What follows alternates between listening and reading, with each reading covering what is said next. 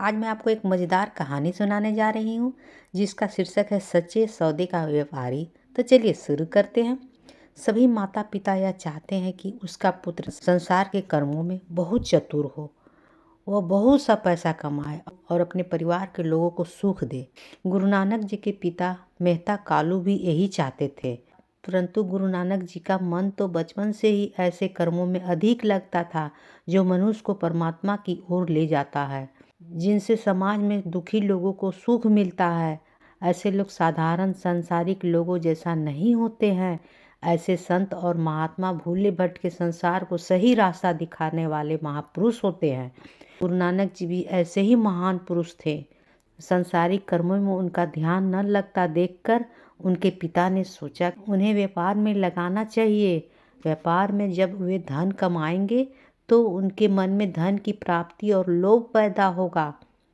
इस तरह वे संसार के साधारण लोगों की तरह ही जीना शुरू कर देंगे।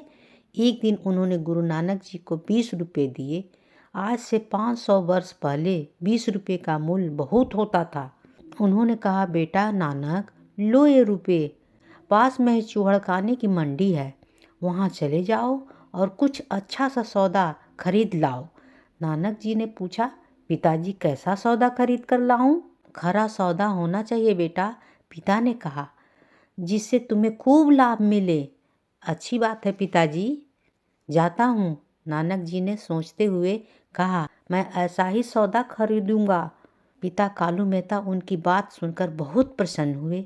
उन्होंने नानक जी के साथ उनके बाल मित्र बाला को भी उनके साथ भेज दिया। गुरुजी और भाई बाला चूहड़खाने की मंडी की ओर चल दिए। रास्ते में एक जंगल पड़ता था।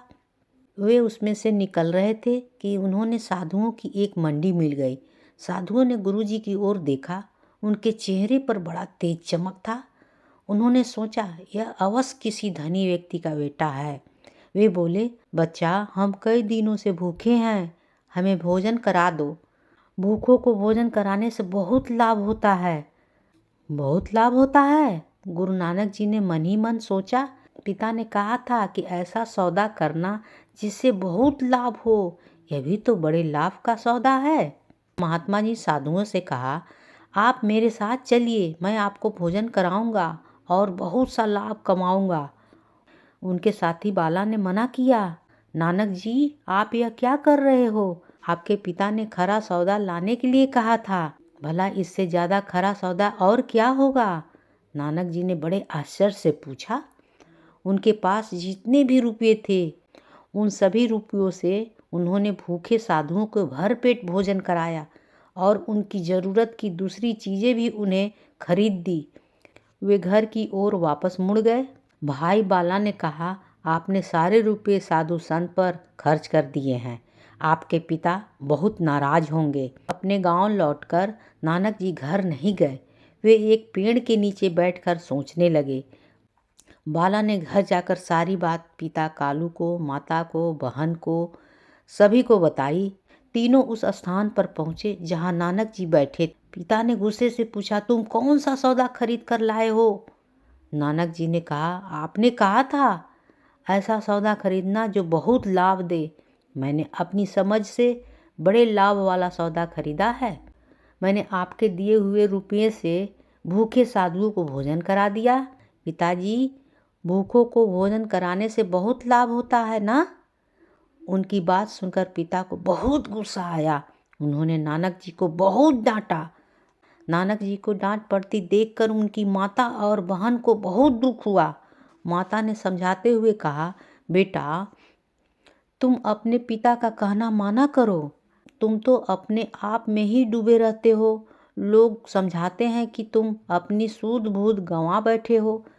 माँ, तुम हम लोग का चिंता क्यों करती हो? नानक जी ने कहा, ये सभी लोग अज्ञान के अंधेरे में डूबे हैं।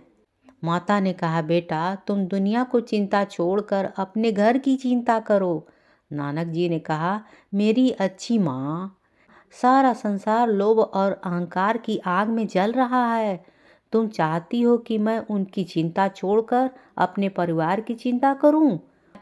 माँ, क्या मैं परमेश्वर की इस सारी सृष्टि को ऐसे ही जलने दूं?